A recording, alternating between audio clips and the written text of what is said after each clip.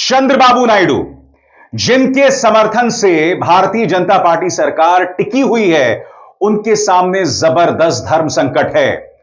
अगर वो कांग्रेस के उम्मीदवार या कहा जाए विपक्ष के उम्मीदवार का समर्थन नहीं करते तो इसका सीधा नुकसान उन्हें आंध्र प्रदेश में होगा।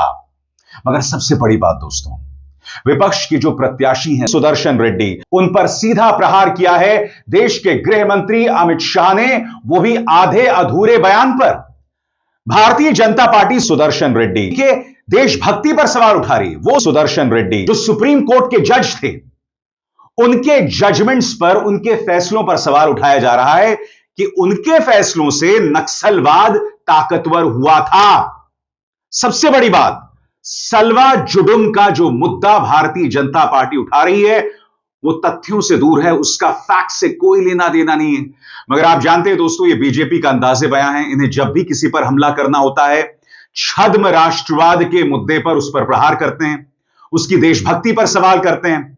और यहां पर सुदर्शन रेड्डी के खिलाफ किसी और ने नहीं, देश के गृह मंत्री अमित शाह ने मोर्चा खोल दिया है। और सुदर्शन रेड्डी अब सामने आए। इंडियन एक्सप्रेस को दिए गए इंटरव्यू में उन्होंने करारा पलटवार किया है देश के गृह मंत्री अमित शाह पर। तो एक तरह से कहा जा सकता है कि विपक्ष के जो उम्मीदवार हैं जस्टिस रेड्डी, वो अमित शाह के सामने झुकने को तैयार नहीं है। मगर एक और व्यक्ति की चर्चा हो रही है दोस्तों, चंद्रबाबू नायडू। उनके सामने कई चुनौतियां हैं और मैं आपके सामने वो तमाम चुनौतियां सिलसिलेवार तरीके से विस्तृत अंदाज में पेश कर रहा हूं। उसके एक एक शब्द पर गौर कीजिएगा।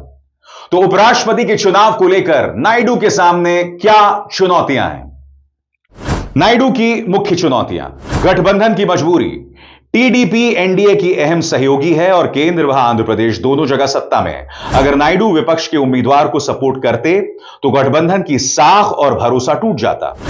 तेलुगु अस्मिता का दबाव, विपक्ष ने जानबूझकर एक सम्मानित तेलुगु चेहरे को मैदान में उतारा ताकि टीडीपी पर स्थानीय गर्व दिखाने का दबाव बने। इससे नायडू के सामने दुविधा है, गठबंधन निष्ठा बनाम क्षेत्रीय भावना। सीमित राजनीतिक असर, एनडीए के पास पहले ही बहुमत है, इसीलिए टीडीपी का वोट निर्णायक नहीं है। लेकिन इस मुद्दे पर नायडू सुर्खियों में है और विपक्ष ने उन्हें मुश्किल स्थिति में डाल दिया है।